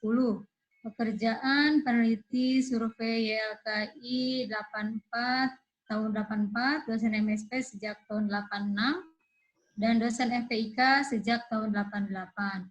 Moto Ibu bagus sekali, yakin, sabar, dan syukur. Nah, saya kira untuk mempersingkat waktu, saya berikan waktu kepada Pak Adi sudah masuk. Pak Adi sudah masuk? Pak Adi bisa. Pak Adi sudah bisa Sorry masuk? tadi, ada gangguan dikit ya. Oke. Kirain udah buka Dikit puasa. lagi, boleh saya lanjut dikit lagi Bu? Ya, mangga silakan Boleh. Pak. Ya. Yang berikutnya adalah ikan untuk bencana alam. Jadi kalau kami itu selalu disindir, wah ikan kaleng itu kan produk untuk bencana katanya. Kalau bencana dia kemana-mana sibuk di supply gitu ya. Tapi tidak demikian ya. Semuanya bisa disesuaikan dengan kondisi. Kalau saya bicara ikan kaleng. Kemudian darurat wabah yang sekarang kita hadapi, itulah fungsi ikan, segmentasi pasar. Wabah ada pasar, bukan wabahnya pasar ya, tapi karena mobilitas publik terbatas, butuh pangan yang bersih, steril, sehat, gitu kan. Pangan ikan siap saji yang dibutuhkan, ikan kaleng yang dibutuhkan gitu ya. Nah, jadi ada 10 segmen pasar yang semuanya itu memiliki nilai ekonomi yang luar biasa gitu ya. Nah, ini jadi bagian perencanaan Pak Mahmud barangkali nanti ketika kita selesai posisi ini, maka kita bisa menjadi bagian yang berkontribusi besar terhadap pengembalian ekonomi bangsa, kemudian penguatan ekonomi masyarakat, dan lain-lain yang terkait dengan akhirnya adalah ikan. Tolong live yang terakhir, Pak Roni. Yang terakhir, Pak Roni. Slide terakhir, Pak Roni. Ya, saya ulang-ulang ikan ini aja lah. Terus Pak, terus biar lompat, waktunya terbatas. Terus Pak. Terus terakhir. Terus. Sebelumnya satu. Nah, ini Bapak sekalian, saya selalu mengulang-ulang ini yang saya sampaikan ketika saya menjadi ketua Forikan dulu. Ikan itu adalah orangnya yang mengkonsumsi ikan pasti inovasinya tinggi, kemudian dia memiliki kreativitas tinggi. Ya, kalau inovasi ada, kreatif iya, tapi tidak aktif mengimplementasikan juga salah. Maka ketika dia inovatif, kreatif, aktif, maka dia menjadi generasi unggulan atau nominatif. Itulah maknawi ikan. Ya, saya ambil dari filosofi implementasi konsumsi yang dilakukan oleh masyarakat. Nah, mudah-mudahan ada manfaatnya, dan tentunya semua yang bisa hadir di sini bisa berkomunikasi lanjut dengan MPHPI, ya, sebagai organisasi masyarakat yang terdiri dari akademisi, birokrasi, industri, dan publik pemerhati lainnya. Kita bisa bergabung, dan ada hampir 1000 itu menjadi bagian dari komunikasi intensif kita setelah acara ini, dan Anda juga bagian dari peserta di minggu-minggu berikutnya. Demikian yang dapat saya sampaikan, mudah-mudahan semua tetap sehat, stay at home, dan jangan lupa konsumsi ikan terus. Kalau nggak bisa beli, nunggu bantuan dari pemerintah. Insya Allah. Assalamualaikum warahmatullahi wabarakatuh. Waalaikumsalam warahmatullahi wabarakatuh. Baik, terima kasih sudah kita dengarkan. Tadi paparan dari Pak Adi cukup menarik sekali. Mohon maaf tadi saya kelewat membacakan CV-nya Pak. Tadi terpesona dengan uraian Pak Mahmud tadi. Saya bacakan dulu ya tadi. Ya.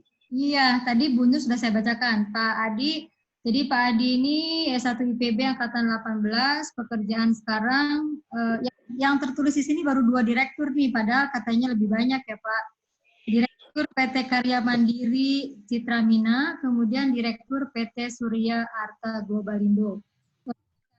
Sampai kalau yang ikan kaleng nggak boleh diketahui publik, Bu. Oh gitu. Nanti sense-nya berbeda gitu. Ya, jadi masih banyak sebetulnya direktur-direktur yang lain yang disampaikan baru 2. Organisasi saat ini Ketua APIKI, Asosiasi Pengalengan Ikan Indonesia, Ketua Umum MPKI, kemudian Wakil Presiden APKPII, Asosiasi Kapal Pengangkut Ikan Indonesia, Wakil Ketua Komisi Tetap Hubungan Industri KPK di Indonesia. Motonya Pak Adi bagus juga nih, jangan berhenti melakukan kebaikan sampai badan dibalut kafan. Itu moto dari Pak Adi. Itu sudah Insya Allah. Insya Allah. Amin ya. Semoga semua menjadikan pahala untuk kita semua. Saya untuk menyingkat waktu kepada Prof. Nurjana, tadi saya sudah bacakan CV-nya, tinggal tadi motonya yakin, sabar, dan syukur. Itu moto dari kita dengarkan pembahasan dari kedua pembicara tadi dilihat dari segi keilmuannya. Terima kasih, saya persilakan waktunya kepada Prof. Nurjana. Baik, bismillahirrahmanirrahim. Assalamualaikum warahmatullahi wabarakatuh. Waalaikumsalam warahmatullahi wabarakatuh. Rabbi shrah li sadri wa yassir li amri wa hlul 'uqdatam min lisani yafqahu qawli. Baik, sangat luar biasa saya diberikan kesempatan. Saya mau membahas luar biasa yang disampaikan oleh 2 ustadz, juga termasuk Habib Berni tadi, pesannya yang sangat-sangat luar biasa. Jadi dari segi solidaritas, itu sudah tidak dapat disangka lagi, itu sangat-sangat luar biasa. Saya nggak bisa membahas hal itu. Kalau masalahnya itu, aduh betapa kurangnya yang saya baru lakukan, belum sampai sehebat itu, bagaimana luar biasanya. Mudah-mudahan kita semuanya bisa berusaha. Dan saya sangat menghargai apa yang sudah dilakukan oleh KKP secara personal. Sangat disayangkan kalau menurut saya. Secara organisasi, secara pemerintahan yang punya wewenang, punya kuasa. Alangkah baiknya jika pada saat ini, saat tadi dikatakan ini bukan musibah tapi hikmah ya Pak ya. Nah di saat hikmah saat ini yang luar biasa, peluang kita, potensi sudah disampaikan tadi oleh Pak Mahfud juga yang sangat-sangat luar biasa. Bagaimana secara strategis, secara real, itu kebijakan-kebijakan mestinya dalam bentuk kebijakan.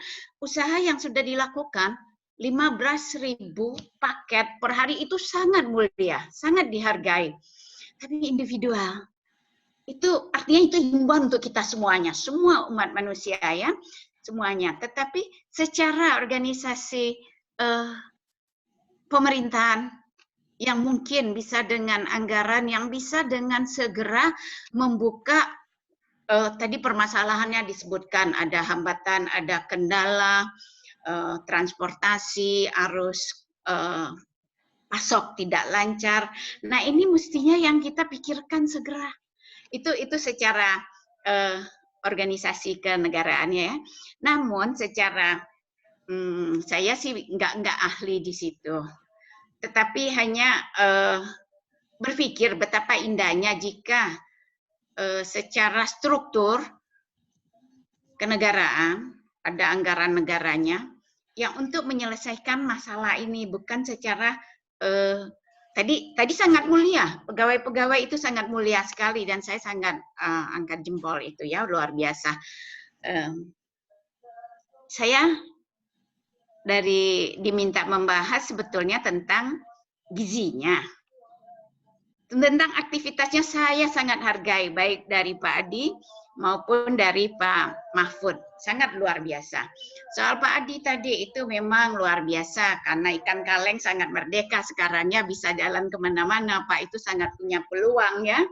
Jadi tidak disangsikan lagi, mudah-mudahan tidak ada kendala dalam penyediaan bahan baku, proses produksi berjalan lancar. Nah itu yang jangan sampai terlena hanya stok-stok lama yang bisa diedarkan dan kita tidak tahu sampai saat kapan COVID ini.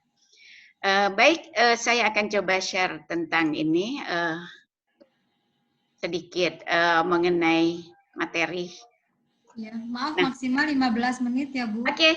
Sudah jam 3 dan tidak pertanyaan. Ya. Oke, ya baik, sedikit tadi. Nah, saya ingin menyatakan bahwa sehebat apapun hasil perikanan kita ini, tadi supply-nya jelas tidak konsisten. Kita tahu itu karakteristiknya ya. Nah, yang utama dia ini adalah highly perishable. Tadi Pak Mahfud sudah menjelaskan bahwa ditangani dengan prinsip betul-betul dengan suhu rendah, dengan sanitasi yang baik. Nah, kalau itu semua terjadi, itu pasti semua orang doyan ikan. Tidak ada yang takut makan ikan karena tidak akan alergi ya. Kemudian juga apalagi spesies kita banyak, tadi peluang kita masih banyak ya, suplainya tidak tetap, makanya apalagi kita daerah tropis. Nah, kemudian risikonya juga tinggi, tetapi keuntungannya sangat besar ya Pak Adi ya, sekali sukses sangat luar biasa. Kemudian juga adanya common property, tadi yang dikatakan halal, dan juga ikan ini tidak tampak. Oke. Nah, tadi sudah disebutkan juga ikan sebagai apa? Meningkatkan imunitas karena apanya? Proteinnya tinggi, lemaknya juga, sumber lemak, vitamin dan mineral, komponen bioaktifnya, tadi sudah disebut-sebut, serat khususnya untuk flora air misalnya, ada beberapa tanaman air, termasuk yang paling banyak adalah rumput laut, termasuk tanaman air yang lainnya. Kemudian kita tahu sangat sedikit mengandung karbohidrat, jadi nggak usah khawatir banyak makan ikan, produk hasil perairan nggak akan menyebabkan gendut dan nggak akan menyebabkan kolesterol ya. Kemudian juga apa? Nah, keunggulannya. Saya hanya ingin menyajikan tadi, sebetulnya ini sudah banyak hasil penelitian. Protein hewaninya itu sangat tinggi, berkisar 12-26%, dan juga yang berfungsi tadi sudah dijelaskan oleh Pak Mahfud, dan yang tidak kalah penting dia kaya akan asam amino baik yang esensial maupun yang non esensial, dan nilai cernanya sangat tinggi, hampir 100%, makanya bisa dimakan oleh bayi sampai nenek-nenek. karena dianjurkan ya, termasuk ibu hamil tadi dikatakan juga. Kemudian yang tidak kalah pentingnya juga adanya komponen bioaktif yang berasal dari asam amino yang sering dikenal dengan ini, taurin, anserin yang peningkat stamina. Kemudian seratnya pendek, dapat menurunkan tekanan darah, jadi nggak usah khawatir, banyak makan ikan nggak akan hipertensi.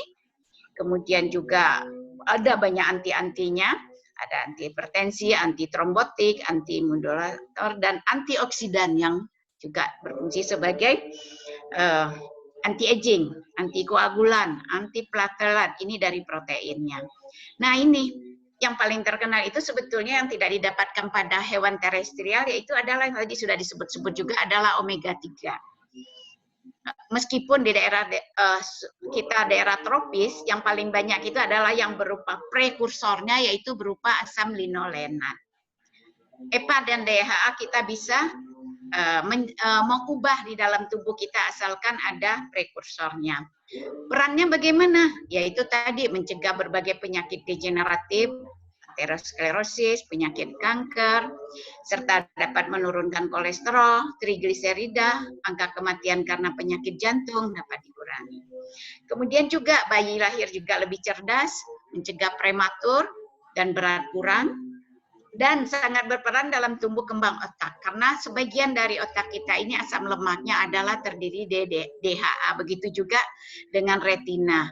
Dan juga dia sebagai asam lemak esensial. Artinya esensial, tubuh kita tidak bisa mensintesis. Jadi mutlak dimasukkan dari makanan, didapatkan dari makanan, yaitu terutama linolenatnya.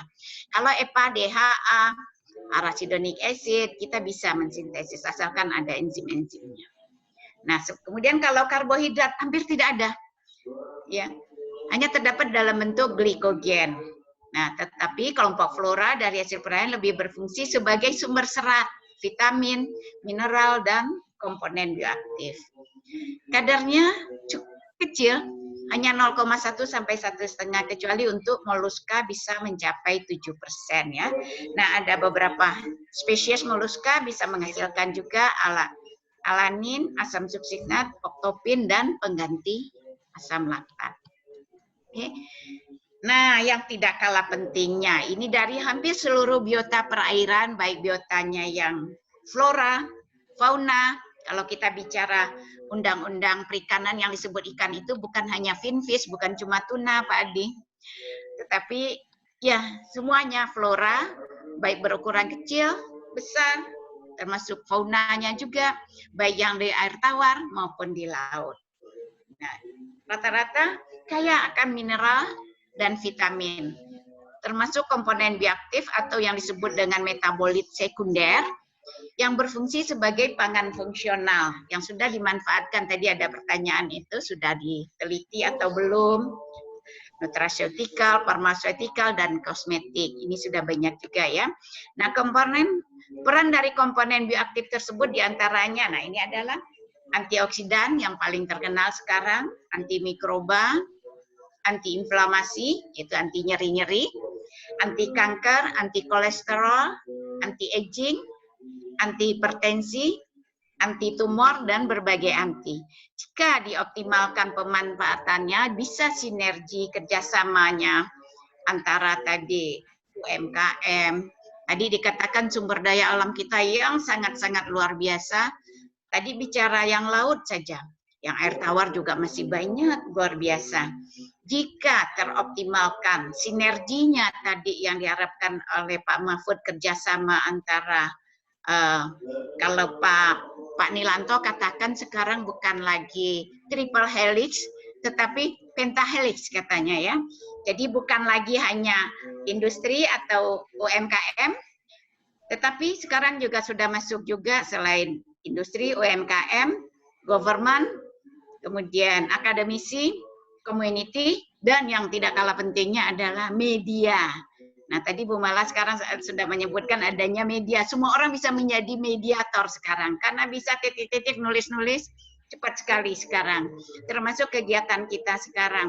Nah, jika ini bisa bersinergi, kerjasamanya yang luar biasa, ketiga pentahelik tadi, ini baru bisa menjadi anti miskin. Jadi tidak ada lagi kemiskinan, tidak ada lagi kesulitan. Jadi pada kondisi yang saat sekarang ini peluang kita sudah berkomunikasi, saya lihat tadi sudah sangat banyak, sudah hampir 400 ya Bu Mala ya? Iya, di YouTube sudah hampir 300 Bu. Oke, dan saya juga lihat pertanyaan-pertanyaan juga sangat luar biasa. Jadi ini langkah awal untuk kita merintis kerjasama yang saat ini menurut saya sangat mudah peluangnya. Kalau selama ini kita untuk menghadirkan seminar, untuk menghadirkan 100 orang pun sudah susah. Ini sangat mudah sekarang dan saya banyak sekali silaturahmi tadi yang dari DKIPM, yang dari Entikong, yang dari Sulawesi, banyak tadi sudah komunikasi menghubungi secara privat juga. Jadi alhamdulillah ini peluang ini jadi kita anggap betul kesempatan ini bisa kita optimalkan untuk langkah nyata untuk mengatasi permasalahan. Karena kita sangat-sangat kaya, luar biasa. Tidak hanya bicara di laut, air tawar pun juga sangat luar biasa. Jadi itu tadi bisa anti miskin ya Pak Diana. Belum lagi vitamin. Nah, kita juga luar biasa, hasil penelitian sudah sangat banyak ya. Vitamin yang banyak dari hasil perairan, diantaranya Pak, vitamin D yang terdapat yang larut pada lemak, kemudian B12. Nah, vitamin D ini berfungsi untuk apa? Memudahkan penyerapan kalsium. Sekarang kita juga banyak dengar ada osteoporosis, osteomalacia. Nah, itu karena kekurangan apa? Vitamin D. Sekarang suruh berjemur-jemur ya. Jemur katanya vitamin D-nya supaya provitamin D-nya bisa diubah menjadi vitamin D, padahal dari ikan ada vitamin D-nya. Kemudian juga supaya penyerapan kalsium dan fosfornya juga optimal sehingga dapat menguatkan tulang. Jadi untuk tidak hanya kalsium tetapi fosfor dan vitamin D. Kemudian juga selain itu vitamin B ini juga tadi Pak Adi mengatakan kok kenapa sih temannya yang tadi nyeri-nyeri sakit katanya bisa, ternyata B12 itu dapat mengaktifkan asam amino untuk aktivitas otak. Nah, kekurangan vitamin B12 itu juga bisa menyebabkan anemia. Kemudian yang tidak kalah pentingnya adalah vitamin A. Vitamin A ini banyak terdapat pada bagian-bagian apa yang berlemak, yaitu hati, gonang, otak, jantung, dan kulit ya. Nah, vitamin B terdapat pada bagian-bagian, nah kalau daging merahnya dibuang, vitamin B-nya jadi berkurang. Sedangkan vitamin K terdapat pada bagian-bagian yang berlemak. Jadi kalau bagian lemaknya, kalau ikan kalengnya lemaknya kan diturunin tuh ya Pak Adi ya, setelah di pre-cooking. Nah ini berkurang, jadi makanya pentingnya Anda tahu di sini kan. Kemudian satu hal, fauna bukanlah sumber vitamin C, tetapi flora air bisa mensintesis vitamin C. Jadi flora air itu apa tadi? Banyak sekali. Selain rumput laut yang kita punya 555 spesies terdapat di negara kita, belum lagi yang halus, belum lagi yang di air tawar, belum lagi di hutan mangrove-nya. Jadi flora kita itu sangat banyak yang peluang untuk obat-obatan. Yang tadi ada pertanyaan saya dengar tanya, apakah sudah ada analisis untuk antivirus COVID? COVID kan baru datang. Baru kan, jadi penelitian jelas tentang COVID jelas secara langsung belum ada ya. Tapi virus-virus yang lain ya sudah banyak tentunya ya untuk beberapa. Tapi kalau COVID saya yakin belum, apalagi COVID-19 yang baru diketahui ya, jadi belum ada yang spesifik untuk COVID-19. Nah, ini yang tidak kalah pentingnya, mineralnya, mineral kalsium, tembaga atau kuprum, selenium, mangan, kemudian zinkem, fosfor, kalium, fluor, iod. Tetapi dia sedikit, jadi jangan salah, meskipun dia hidup di laut, dia tidak asin. Ya, dia mempunyai osmoregulator, bisa mempertahankan. Kemudian mineral yang terutama Fe, Cu, selenium, mangan dan zinkum ini berfungsi sebagai antioksidan. Dia sebagai prekursor untuk superoksida dismutasa. Jadi antioksidan yang bersifat alamiah ya. Kemudian juga mencegah premature aging, penuaan dini, terutama karena radikal bebas. Tadi kalsium, pembentukan gigi dan tulang, juga Fe mencegah anemia. Oke, nah ini mineral yang terutama tadi yang Pak Adi katakan ini. Ini nih zinkem nih Pak Adi. ZN yang terdapat banyak pada bagian ikan ini, dia berfungsi sebagai enzim, hormon, kekebalan, maturasi, diferensiasi, serta mengaktifasi sel T. Sel T ini adalah yang untuk meningkatkan kekebalan. Nah, kemudian kekurangan ZN ini biasa ditandai oleh bintik-bintik putih pada kuku, penyembuhan luka yang lambat, kemudian gangguan pada kulit, rentan terhadap infeksi, serta nafsu makan yang kurang, termasuk gairah seks yang turun, Pak Adi. Tadi dikatakan tadi, nah lambatnya perkembangan kelenjar seks pada anak-anak. Jadi ini zinkem ini sangat penting dan biasa terdapat pada berbagai produk perikanan, termasuk kerang-kerangan. Ya. Kemudian Cu, enzim superdioxydeamidase, selenium bekerja sama dengan vitamin E dapat mempertahankan elastisitas jaringan sehingga mencegah terjadinya oksidasi oleh radikal bebas. Kemudian fluor mencegah berbagai penyakit tulang dan memperkuat gigi. Iod, iodium, ini sudah sangat terkenal, itu mencegah sakit gondok. Oke. Nah, ini tadi bentuknya beberapa komponen bioaktif juga. Kemudian juga ini beberapa jenis yang sudah diteliti dan masih banyak. Kemudian ini hasil-hasil penelitian sudah sangat luar biasa. Asam amino pada ikan. Ini saya lihat sekilas saja. Ini juga ada berbagai jenis komoditi. Ini pada kerang bulu, kerang tahu, kerang salju yang sudah diteliti. Jadi kita data-data sudah cukup banyak. Kemudian pada keong macan, sotong, keong ipong-ipong, lintah laut, simping, kerang simping, termasuk juga pada rajungan, udang ronggeng, ini sudah ada datanya. Kemudian asam lemak juga sama, pada berbagai produk sudah ada, data-datanya sudah didapatkan. Kemudian sama juga ini, keong, lemak keong juga, asam lemaknya. Ini asam lemak omega 3, Pak.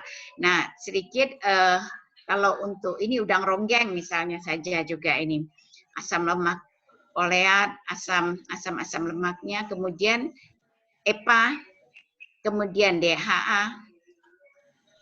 Nah, ini juga bahan aktif, komponen bioaktif yang terdapat pada berbagai komoditi ini diantaranya adalah alkaloid, flavonoid, saponin, terpenoid, fenol, steroid, bahkan juga sudah diuji jenis beberapa antioksidannya, ada fenolnya, ada nah kemudian ini tanaman air yang sudah diteliti juga, rumput laut, genjer, kangkung air, semanggi air, lindur, kemudian juga lamun dan rumput laut, dan masih banyak jenis rumput laut yang lainnya juga.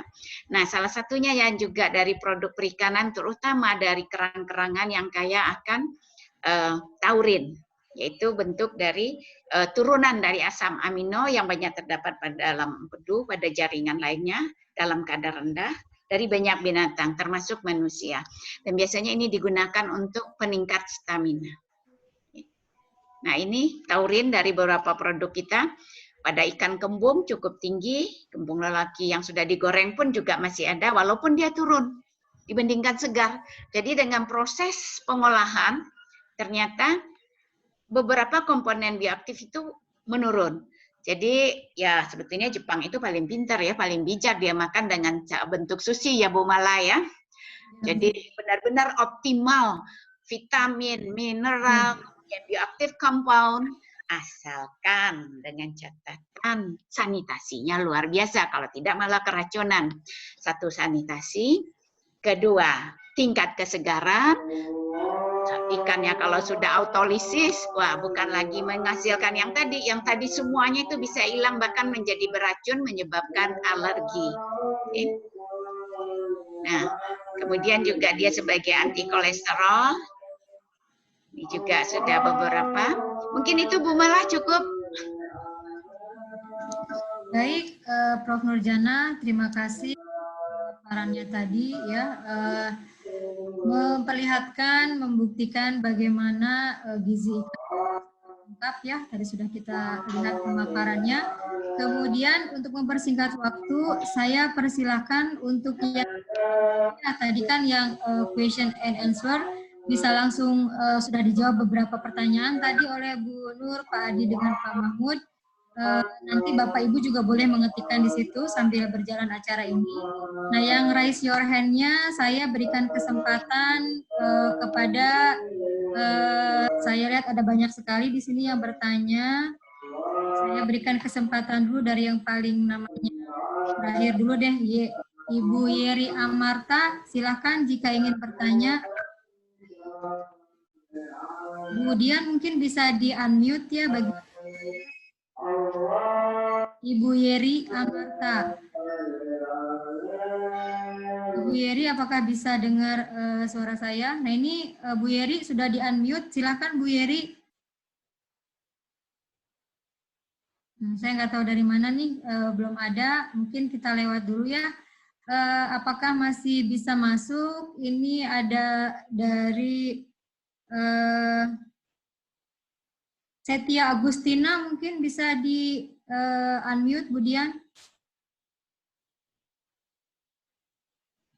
Silakan Bu Setia Agustina ya, Ibu atau Bapak ini? Ibu mungkin ya? Unmute, terus gimana dong? Kenapa?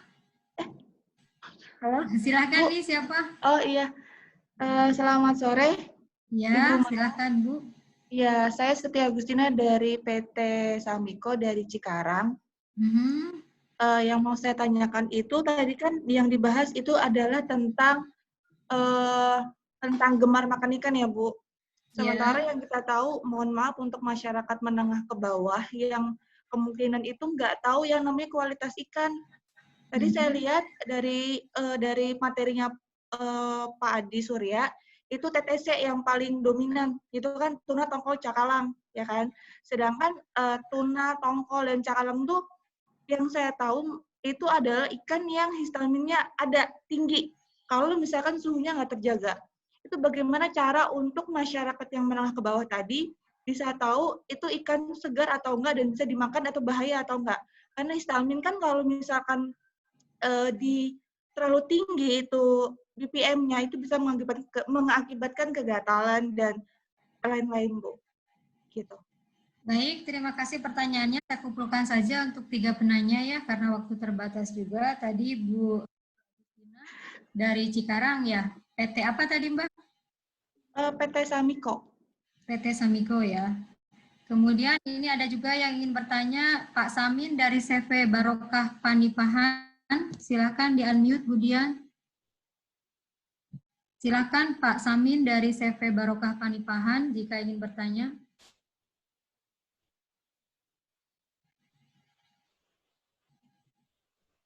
Kita apakah mendengar Pak Samin suara saya? Kalau tidak saya lewat dulu saja ya.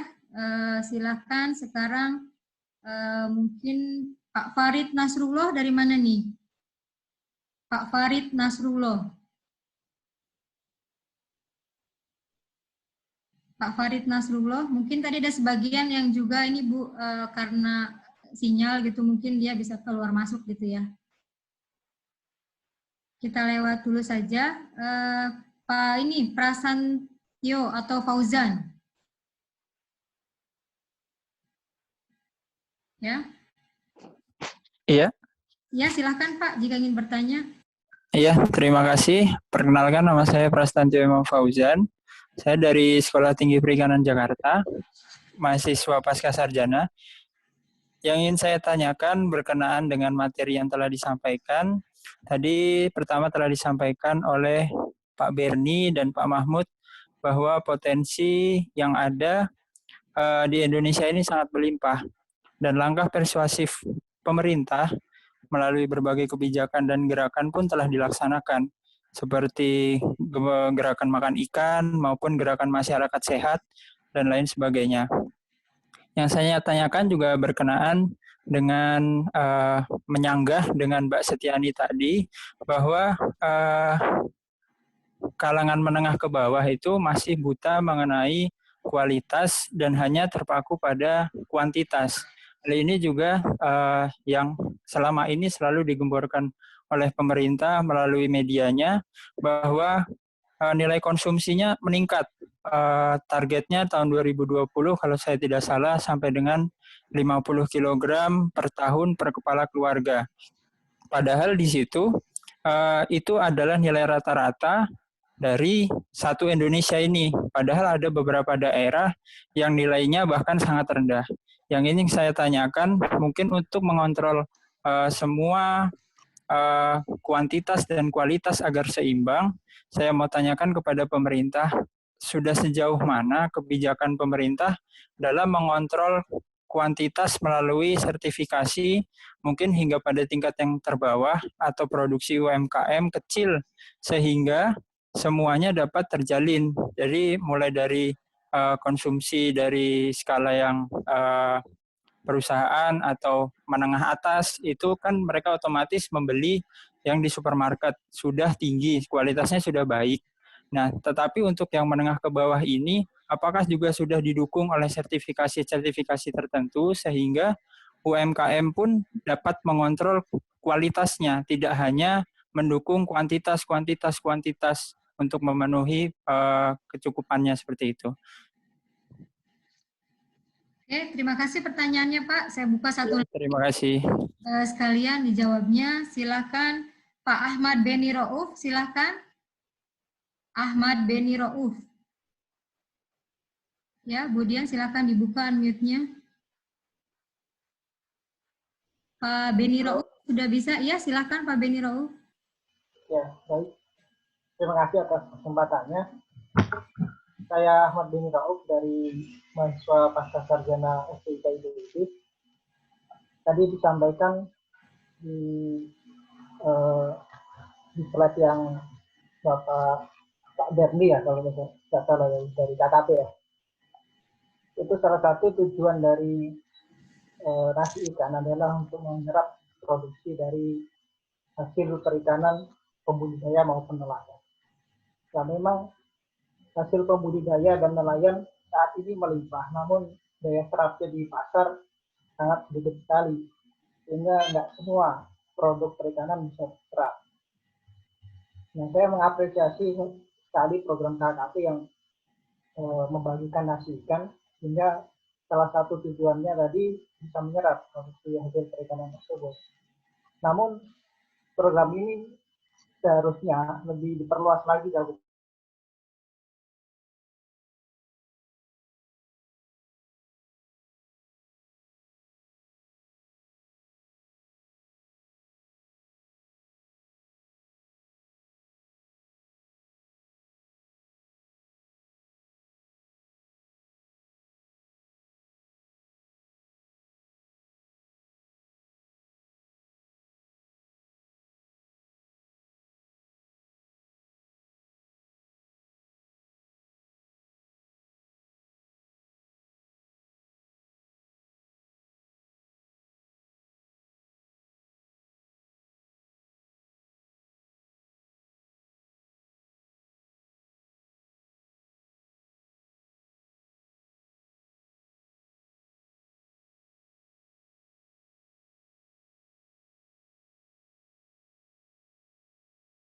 jumlah dari total produksi perikanan yang sudah ada, terutama yang nggak diserap oleh pasar.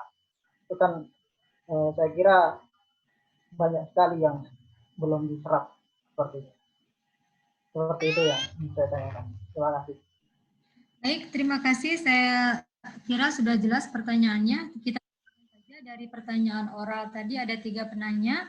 Tentang dari Bu Setia Agustina tadi dari pemaparan Pak Adi bilangnya tadi sudah banyak ikan, terutama di sini tuna tongkol cakalang, bagaimana histaminnya. Kemudian Pak Fauzan juga menanyakan sekarang untuk yang menengah ke bawah nih, apakah kita kan biasanya berbicara masalah kuantitas, nah sekarang kualitasnya bagaimana? Kemudian Pak Beni Rauf tadi menanyakan sekarang bagaimana cara memperluas program dari nasi ikan ini. Saya persilahkan mungkin siapa dulu nih Pak yang akan memberikan jawabannya. Pak Adi, dari Pak Adi dulu atau dari siapa? Karena kita terbatas oleh waktu juga ya. Atau dari Pak Ketum terakhir sekalian menutup ya Pak, maksudnya menutup kesimpulannya. Dari Bu Nurjana dulu, silahkan Bu Nurjana.